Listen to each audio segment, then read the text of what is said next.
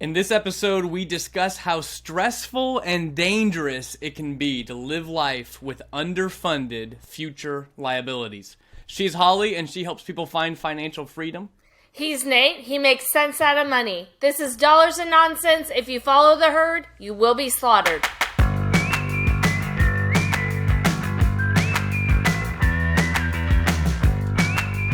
All right, everyone, welcome back to the show. We're so grateful to have you here.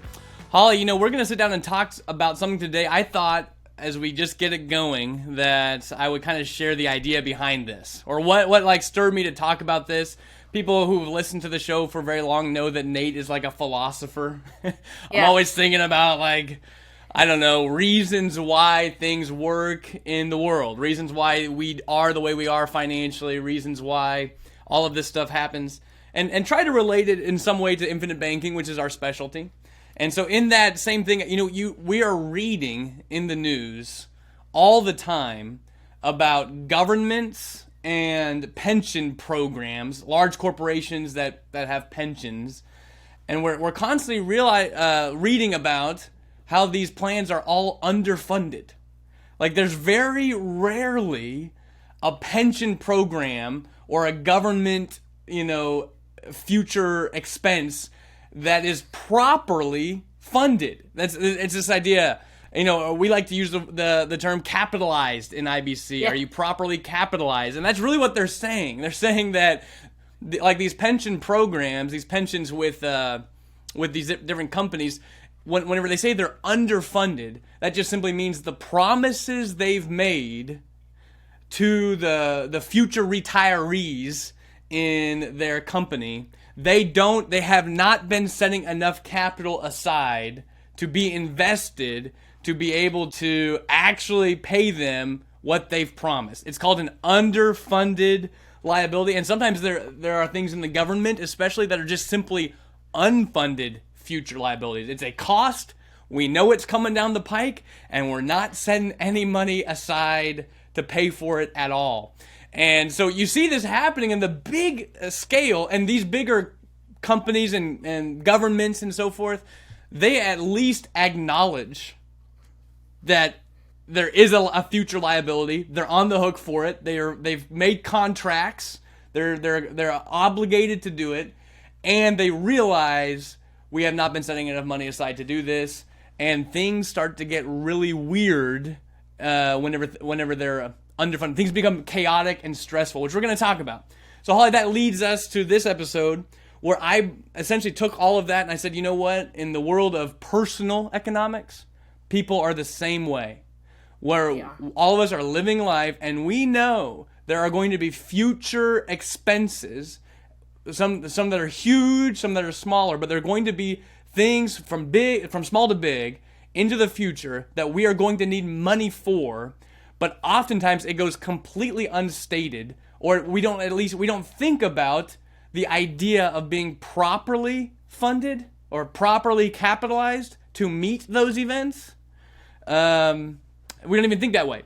We just kind of hope that when we get there, we'll figure it out, which is obviously going to create financial stress and chaos, possible damage, which we're going to talk a little bit about, Holly. So I think we can dive in with that as the foundation for the episode, really, that we are. Yeah, and I would agree, Nate, that you have to start looking at this now. I think most of us with that capitalization or underfunding, some of us think we just want to bury our head in the sand and act like it doesn't exist. And if we don't do anything now, it's going to get better in the future. But you have to start being proactive now. You can't just wait for the future for something to change or happen. You really have to start taking it into account wherever you're at whatever stage in life you're at. Because the longer you wait, the less time you have to build that capitalization. Yeah, and I think what's interesting, great points, and I think what's interesting too is that almost everything financially, in a personal financial realm, can really be boiled down to us trying to be properly capitalized for future events. That's actually that's what we're doing right now across every aspect of our financial life. Is the question, your barometer of your success financially is actually the same as the barometer for a pension program's success, which is, are we properly funded? Are we properly capitalized to meet our future obligations, which we know are going to happen? There are some things that people, that we're going to talk about this, and maybe I should just describe it so then people know. Let's just dive in. And so people know where I'm going with this. I think there are 5 areas of life.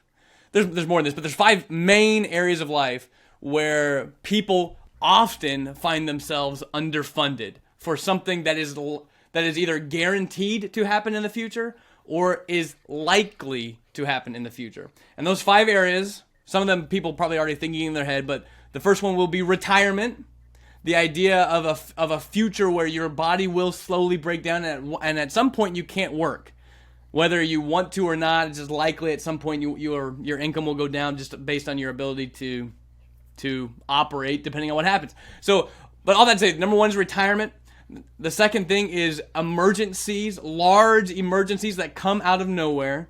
The third one is large purchases that we already know we're going to have to make. Those would be things like cars, or house remodels, or things that it's likely.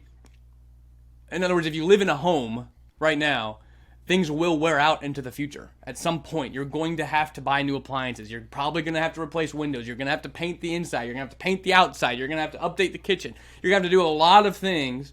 Large purchases, things that these are planned. We know they're going to happen, whether we're accounting for them or not. So we have retirement, emergency situations, large purchases, college education, and other types of child funding, whether it's from a small thing like braces to a large thing like college to, if you have girls, God bless you with weddings.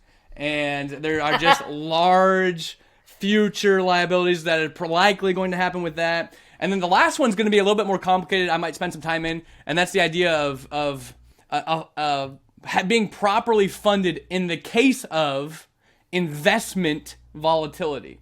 And so that one's going to take a little bit of explanation as far as what I refer to when I talk about that. But those are the 5 areas that all of us are going to, some of them are guaranteed to happen, and others are likely to happen at least once throughout time. And the impact that these future liabilities or obligations, expenses, the likelihood of them causing you damage, true financial situations that are going to be very difficult, or at least financial concern, anxiety, stress, just financial woes, is all going to be dependent on whether you have been properly capitalized. Have you properly funded these future liabilities? So that's what's going to happen in these pension programs if we just tie it into what we talked about at the very beginning. The government and especially the pension programs for corporations, their ability there is going to be a breaking point in the future due to their unfunded liabilities, which is going to cause a lot of financial damage, stress, possible bankruptcy situations for the corporation itself. The government can just print money, so we don't really know what that's going to do. But there's going to be a whole mess of consequences because they chose not to be properly funded. They made promises. They knew what they were making at the time, and they did not set enough money aside. They knew it was happening, and then it's going to hit. And then suddenly, the pension's going to wear out. It's like, by the way, as an example of that, I have actually plenty of clients who are in the airline industry. And the airline industry was notorious for, being underfunded in the pension program. So much so that a lot of these pilots ended up getting like pennies on the dollar for what they had expected their pension to be like. Now, how they got away with it, it's crazy. There's some reshuffling, just to avoid bankruptcy. The pilots had to either, the government, I don't even want to get into it. All I'm merely saying is, man, we all have these underfunded liabilities. The question is, are you going to be properly capitalized? And of course, as we wind our way through these, the point is, we like to add in an infinite banking flair to all of this. It is actually a really well-oiled, solid system, machine. If you are doing IBC the right way, the infinite banking concept, you're practicing the right way to allow for you to be properly funded for most everything that comes your way. In fact, I would say right now, Holly, because of my unbelievable dedication to IBC, I really do feel I am properly funded. There's really almost nothing, any of those 5 situations, retirement, emergencies, future purchases, college education, or other types of your children's major expenses, and any sort of investment volatility and the damage that can cause. I feel very insulated from all of that due to my belief that I'm very well capitalized, and I just hope that everyone else can get there too, because it can take the edge off financially. Well, and I think it takes the stress off too, Nate. And you talked about airline situations. It's happening, and it's been happening for years. It's not just like it's right now happening, but I think because of what's going on with our economy, we're seeing more and more talk about it. But even teachers' programs that were state funded, right, that guarantees them set amount of money for the rest of their life, and then the state is actually bankrupt and owes money, and then we have the government coming and bailing it out, even though they don't have the money to really bail them out. So I think you have this effect that you just feel like it's spiraling out of control. And the one thing IBC does, if you utilize it, follow the rules and capitalize on that, and that system, is it removes that, I call it the tornado effect of that spiraling, that when is this going to end and how much am I really going to get? And I think the 5 areas are really important because we never know when those situations are going to happen, whether it be, the car broke down and we need a new car, and we were so used to not making a payment on a car and we're barely getting by in what we're putting in our policy that we're like, oh, how am I going to afford this now? To, I've got a wedding to plan or an emergency came up and I need this much money right now. Where am I going to get it? And most of us, if you have the system in place and you're following the rules, you actually can really utilize it, and it relieves that financial stress in your life of, what am I going to do and how am I going to do this? I mean, you mentioned girls. I've got 3 daughters. I got 3 weddings, and I got 3 going into education, and they're right after each other. So it's kind of like, is that overwhelming? It's really not overwhelming at all. But I think it's because of the system. It's only because you're properly capitalized. It would be, so many people come to us and they're like, their kids are 15, 16, 17, 18 years old. They're like on the cusp of wanting to go to school, and the parents want to pay for it. But in that moment, that's when they realized, oh man, we have an underfunded liability. Like, we have not properly prepared for this event, though we knew it was coming. Now, maybe they were, as you said, you used the term buried their head in the sand. And that's kind of what it was. It was like, did you... Now, I'm not even fully a believer that parents have to pay for their kids to go to school. I'm not a believer either in that. Like, it's fine. I'm not, but I'm saying it's the people who were wanting to pay for a lot of it or certain things that may happen. In other words, it's not like I don't think parents should feel guilty. That's essentially what I'm saying. Don't feel guilty about not, being properly prepared for this. But I find it interesting that they have that someone would have a desire in their heart to be able to send their kids to school. They know it's coming down the pike, and yet they have just prepared so poorly for it.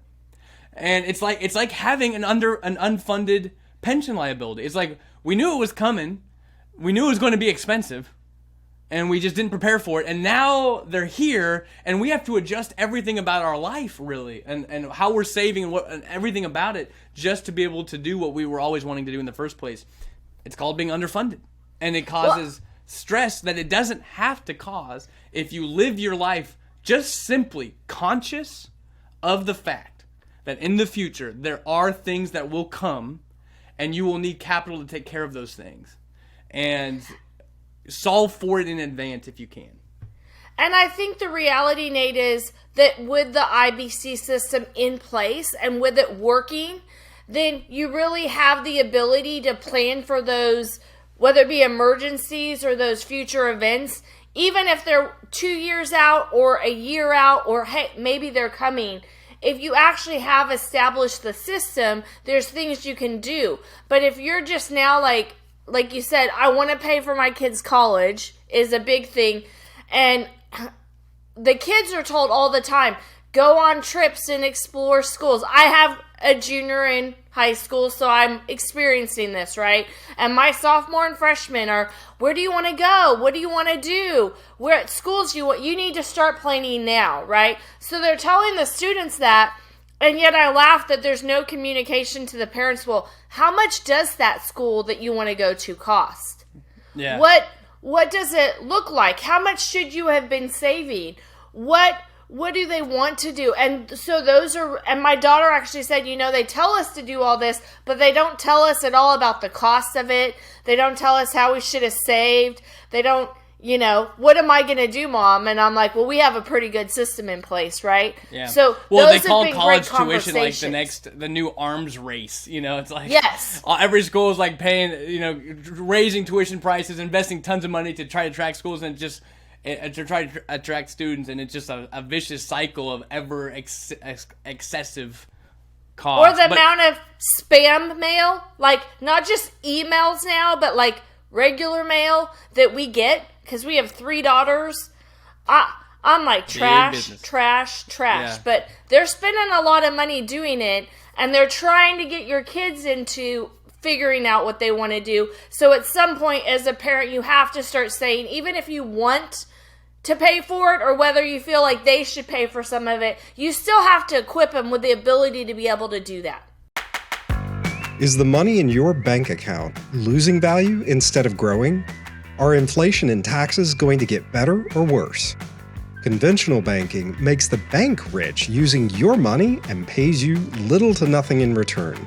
We believe in challenging the status quo. After all, most of those conventional tools only seem to make someone else rich.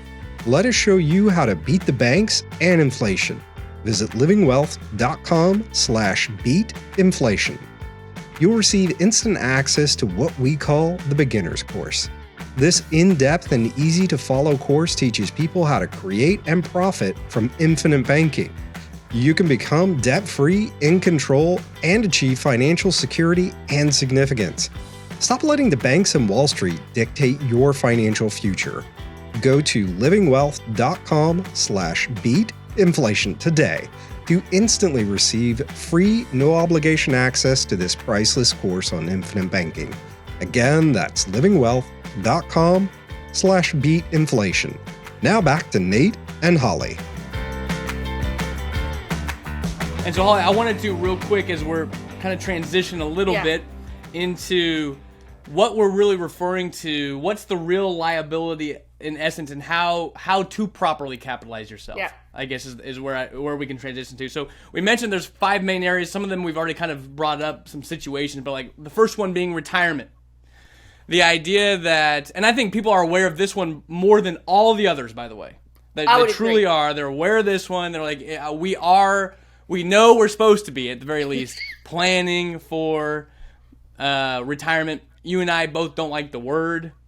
I don't really like the connotations with it. I don't really believe that everyone's ultimate financial goal should be to stop working. I just think it's an interesting idea that causes more harm than good. So, but that's kind of neither here nor there. There is some truth to it. And the reality behind it is that at some point, especially for certain careers, you just simply can't continue until you're 85. You're going to have to stop at some point. Your body won't even allow you to do it. So we know this is happening out there, and the reality is, what is the true liability that you're trying to solve for? This is one of the things that we described, that it's not a nest egg mentality. What you're actually solving for is income. That's what, in other words, you need income to live in retirement. You need to be able to produce retirement income. So a lot of people have a nest egg mentality where they're just trying to store up money, and they don't actually know how much income is able to be spit out of that pool of that nest egg of money. They really don't know. And that's one thing we've talked about on the show many, many times. Some assets do better at producing income than others.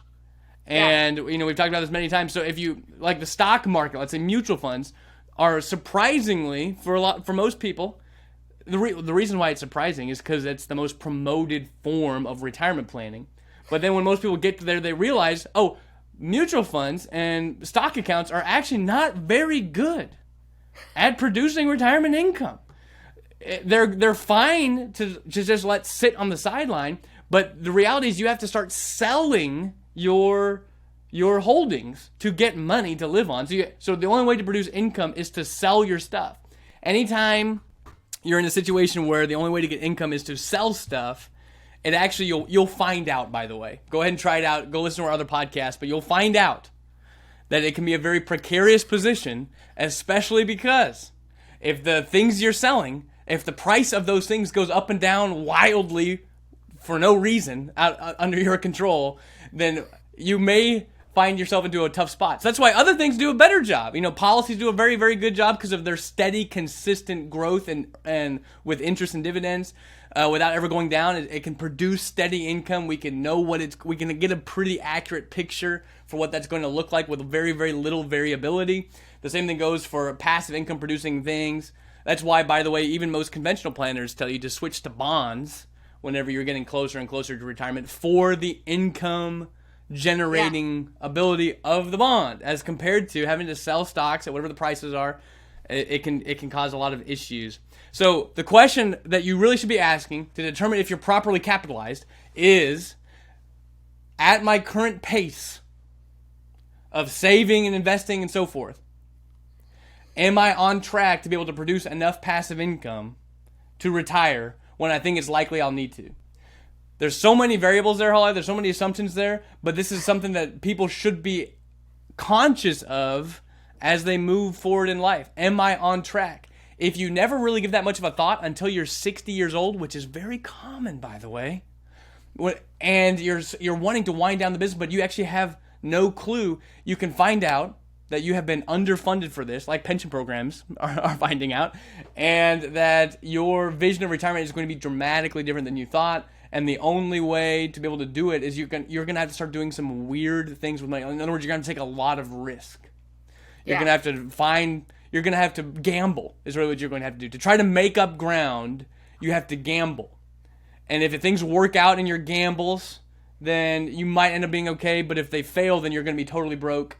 And, life's going to look way different. All because during your life, there was not a proper understanding and appreciation of the future retirement liability.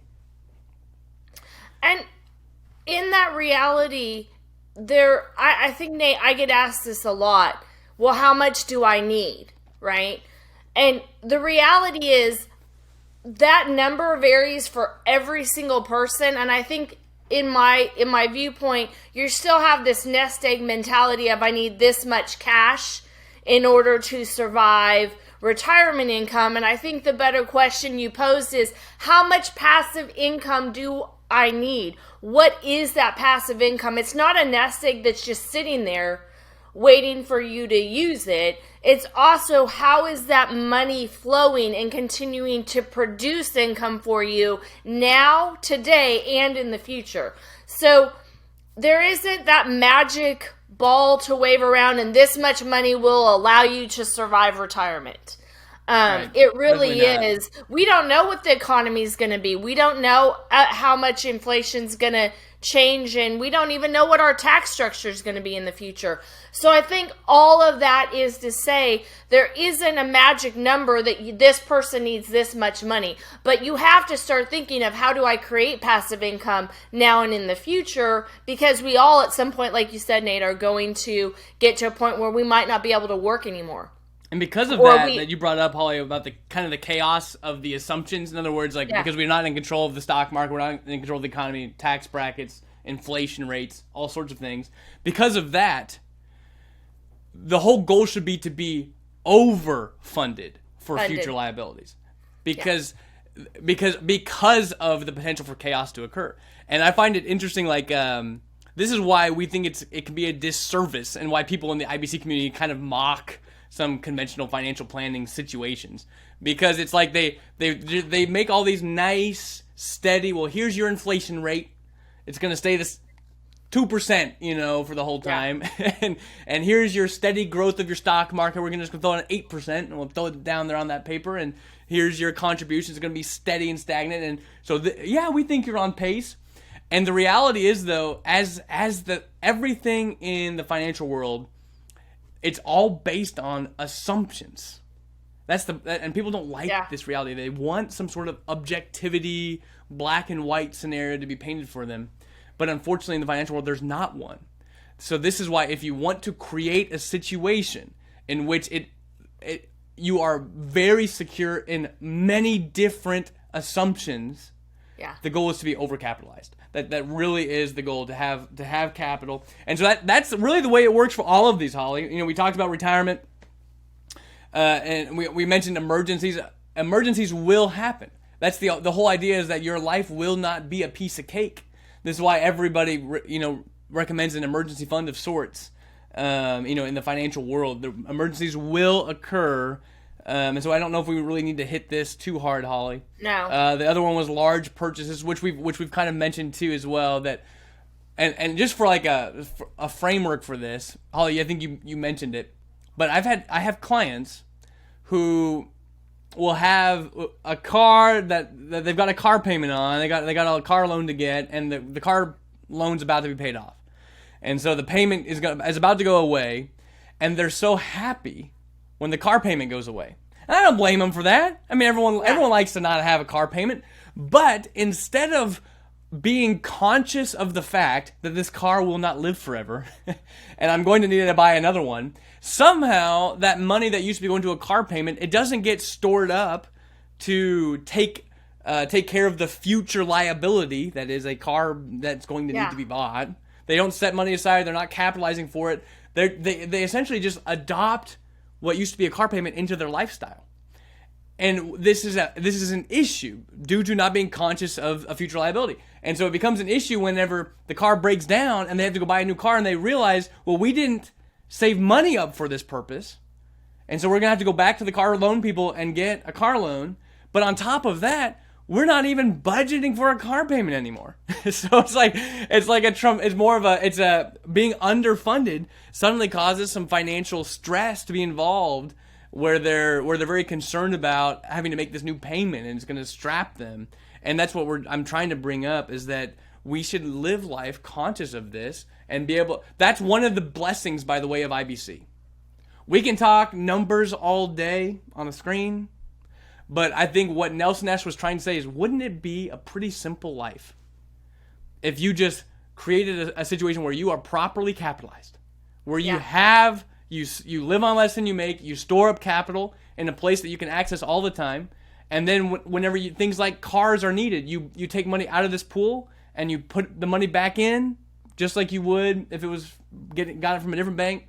But in other words, you're the idea of, don't steal the peas, you hear us say. You hear the idea of economic value added in these circles. All of these are simply just trying to share that you can't be weird with your capital and expect good results. You have to follow the rules of money, and it's so important. So we have large purchases, college education, which we talked about quite a bit. If you wouldn't mind, I'll kind of wrap up with the investment volatility. For just 1 second. And I think when you talked about the chaos and that all of it is in the financial world is assumptions, this leads to that volatility of investments and how you actually can protect yourself now and in the future. But really, in my viewpoint, I'm just going to say this one point, Nate. The only way to protect yourself from investment volatility is to actually have an established IBC system that you're utilizing, or else I don't think you are. I don't know of another way you can be protected outside of actually having used and implemented the infinite banking system. That's right. And so, within this idea, if I want to try to describe what I mean when I say, an investment volatility being a liability that you can be underfunded for. And so to use an example, just to make sure we're all on the same page, if we go back to the last financial crisis in 2008, and especially the housing downturn of 2006-07, the housing bubble bursting, before the total financial meltdown of everything. Inside of that world, there were many of our clients were making a lot of money in real estate at that time. It was the heyday, in those early 2000s leading up to that point. And when everything goes well, you do not need to be properly capitalized. That's kind of this idea, by the way. If everything is going to go well, then you can borrow as much money as you want, buy as many properties as you want, and take as much risk as you want, because in a world where everything's going well, the risk doesn't matter anymore. Everything's just going to keep going up. And so essentially what happened, though, is you had developers and you had people who were flipping, you had people in the commercial real estate world who had borrowed a lot of money to buy these assets, and they were expecting certain results to occur. But once the values of those properties started to drop and tenants were having to, were getting behind on rents and so forth, suddenly they were getting behind on their bank loans. They were underwater on the bank loans. The income generated wasn't high enough. They a lot of times they weren't even planning to hold on to these assets, but they couldn't sell them. They were planning to sell them a little bit later, but they had to hold on to them because the value is so far down. And what I'm trying to bring up here is that they created a situation where they had very little capital to back up this huge investment portfolio, in which case, on top of that, there was a lot of borrowing going on in that world. And there still is, by the way. If you're listening to this and you're in real estate, a lot of borrowing is occurring for you to buy your properties. I'm sure of it. It's just a normal way to get into real estate. And so the question that you have to ask yourself is that it's really not even an if, it's more like a when. When you have another true downturn, you might get lucky and not have one. But over the next 30 years, what do you think the chances are? In the next 40 years, what do you think the chances are? I would say it's pretty high to have some sort of shock to the system. And if you're going to have a shock to the system, the question is, do you have enough capital to make it through the shock, or do you not? And so this is why I encourage, especially most of our listeners are what we call active investors, which means they're doing these types of things. They're very entrepreneurial. They're not just like a set and forget it style folks. They're taking advantage of a lot of different opportunities and so forth. In all of your opportunities you're taking advantage of, make sure that there is some capital in the warehouse, that there is something to back up the situations where you're losing money on the outside. So in other words, that can survive a shock. It's kind of like, Holly, I don't know if everyone's been listening to it, but I've been talking about the book Anti-Fragile, which I think is a really cool book, and I brought up the concept of Anti-Fragile before, but in that book he describes the same thing, where you can lose, just like the people in 06, 07, 08 who were in the real estate world, there was a lot. I'm sure everyone listening to this probably knows somebody who pretty much lost everything and had to restart. Yeah. Not just because the stock market collapsed, it was because of the way they were not capitalized for the amount of loans they had outstanding, and it would have been perfectly fine if everything was rosy. And so there is this idea of anytime you're going to invest in volatile areas where there's possible shocks to the system, you should back that up with capital that can help overcome those issues. And we've talked about this before, Holly, in the world of retiring with stock market assets even. We did this in the beginner's course. I have a video on this. The idea of, because of the volatility of the market, whenever you are going to retire, they really only recommend pulling 3 to 4% of your assets out for income. So that means if you have $1 million and you can pull out 3% of it, they're saying that your $1 million nest egg can produce for you 30 grand. And if you want to be a little bit aggressive, it can produce 40 grand. Yeah. That's what they're trying to say. Not a lot of money. And the reason they're saying that is because of the potential for shocks to the system to occur. And that is actually what the data is. The data is saying if the market doesn't have a shock to the system that's major, especially early on in your retirement years, it's likely you could take out higher percentages and be fine without running out of money into the future. But we don't know. No. Nobody knows when the next shock to the system, the dot-com bubble, the 08 housing crisis, a COVID situation, the 1980s with rampant inflation and so forth, and interest rate rises, and in the 70s there was stagflation. They're just saying we don't know what the next 10 years are going to look like. So you can't take out very much of your money because of the potential for a shock to the system. So what data and science points to is the reality that if you're going to have a lot of assets in places that can be affected by shocks to the system, you should also back that up with capital that is not going to be affected when there's a shock to the system, which that means you are actually allowed to pull between the two of them higher amounts of income without the fear of running out of money. This is just simply the idea of making sure all of the people who are listening to this are properly capitalized for all sorts of things, but one of them being just the idea that if I'm going to take risks by investing in certain things, especially if I'm going to use other people's money, which is, for most of you real estate folks, you are using that, and if there's a shock to the system, you don't want to lose everything. The only way to not lose everything is to be properly capitalized on the back end. And so whether we're talking big things or little things, anywhere in between, there's just this idea out there that there are there are future liabilities that can either be funded properly or underfunded. And your peacefulness in life and your anxiety levels are going to be very dependent on whether or not you are properly capitalized or underfunded. Well That's said. It. Okay. that was possibly the wrap up there. But I think that it's important to... These are the types of things, like, you can be properly funded without IBC, Holly, I guess. I mean, you could do it. It wouldn't look as good. Like, you could be properly capitalized. You could be properly funded by using some other things, like bank accounts. I mean, you could just set money aside. But it just wouldn't make you as much money at all over a long period of time. It's just a less profitable way to be properly capitalized. So infinite banking is trying to solve your need for capital over your lifetime. Your need for capital is great. You're going to need capital. Some of us need more of it than others, depending on what our goals are and what things we're investing in and how much our income is and so forth. Our need for capital is going to be great.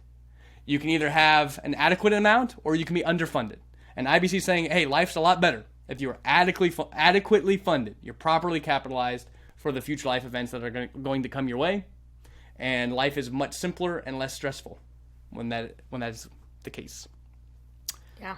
Any last words, Holly?